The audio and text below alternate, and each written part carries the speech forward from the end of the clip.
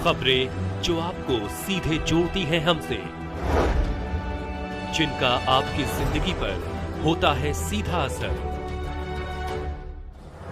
खबरों की वही तस्वीर,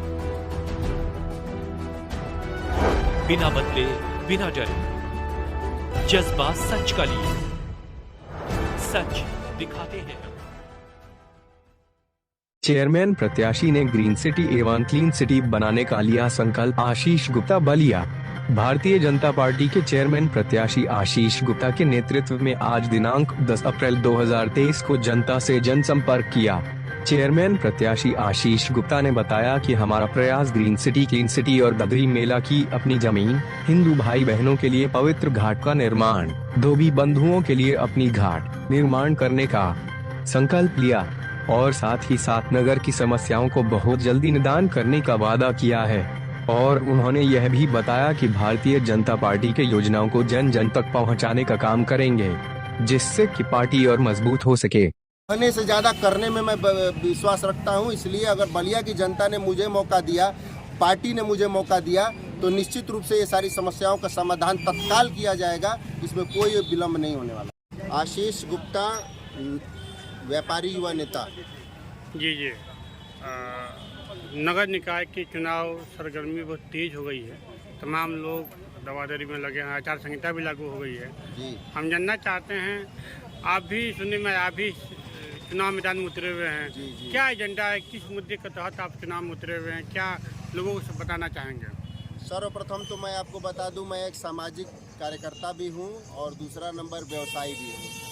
इस चौक में हमारा जन्म हुआ है, इसी बलिया शहर में रह करके हम इस समाज को देखे हैं, सुने हैं, कमियों को जानते हैं। हमारे चुनाव लड़ने का मूल उद्देश्य इस बलिया नगर के जो व्यवस्थाएं हैं उसको ठीक करना और इसके वैभव को परम वैभव तक ले जाना। ये भारतीय जनता पार्टी सरकार जो है ये वचनबद्ध है बलिया के विकास के लिए। हमारे दयाशंकर सिंह जी जो विधायक हैं, उन्होंने इस बलिया के लिए पुरजोर मेहनत किए हैं। उनके मेहनत के कारण ही बलिया में 421 करोड़ रुपए की परियोजना आई है। उसमें विकास कितना होगा ये आने वाले चुनाव के बाद पता चलेगा। जी अभी नगर पालिका की जो स्थिति, इस पर क्या कहेंगे और ये कैसे सुधरेगा जो जनता आशीर्वाद इसने देती है? तो देखिए, ये सुधरने का एक ही मंत्र है, जनता निष्पक्ष होकर के केवल उम्मीदवार और पार्टी के स्तर को देखते हुए सारा एक मत होकर के जब चुनाव होगा तभी जाकर के ये व्यवस्था सुधरेगी। जात पात के आधार पर, धर्म के आधार पर बट करके एक दूसरे को विरोध करेंगे तो ये व्यवस्था कभी नहीं सुधरेगी। क्योंकि मैंने अक्सर सुना है, चुनाव होने के बाद जब नेता के पास कोई जाता है तो वो कहता है कि ये आदमी हमको वोट नहीं दिया, वो आदमी हमको वोट नहीं दिया, इसलिए इसका काम नहीं होगा, उसका काम नहीं होगा। ये व्यवस्था से बाहर निकल करके चुनाव जीतने वाला प्रत्येक जो उम्मीदवार है और जो नेता बनेगा, उसके मन में ये होना चाहिए कि समस्त बलिया के नागरिकों ने मुझे जिताया है और मैं जीतने के बाद समस्त बलिया नागरिकों की समस्याओं का मैं समाधान करने के लिए वचनबद्ध हूँ। तब जाकर के इस बलिया की व्यवस्था को हम बदल पाएंगे और सुधार पाएंगे। क्या आप हैं? जी, मेरा मत एकदम स्पष्ट है। बलिया का कोई भी व्यक्ति हो, कोई भी नागरिक हो, उसके लिए मैं तत्पर हूँ, काम करने के लिए तत्पर हूँ। जहाँ खोजेंगे वहाँ खड़े रहेंगे और मेरी योजना भी तय है। बलिया के चुनाव से पहले ही मैंने बता दिया था कि 5 सूत्री योजना हमारी है। बलिया में पहला नंबर ददरी मेला की अपनी ज़मीन होनी चाहिए, दूसरा नंबर बलिया जाम मुक्त होना चाहिए। ये जो दोनों बातें हैं, इसमें जाम मुक्त वाली बातें मैंने सरकार से भी कही है, अपने विधायक सांसद से भी कहा है, तो उन्होंने इस पर निर्णय भी लिया। देखिए सड़क कितनी सुंदर हो गई है, सड़क पे जो पट्टी बंधी हुई है इसके कारण जाम थोड़ा कम हुआ है। और दूसरी बात, जो 4 लेन की सड़क पास हुई है आपके चित्तू पांडे चौराहे से जो कदम चौराहा तक, उस पर भी बहुत जल्द काम शुरू हो जाएगा। और वो जब बन जाएगा, आपका 4 लेन बाईपास बन ही रहा है, ये सब काम अगर ज़मीन पर उतर जाएंगे तो जाम ऐसे भी मुक्त हो जाएगा। और तीसरा, अपने धोबी बंधुओं के लिए घाट बनाने का विचार है।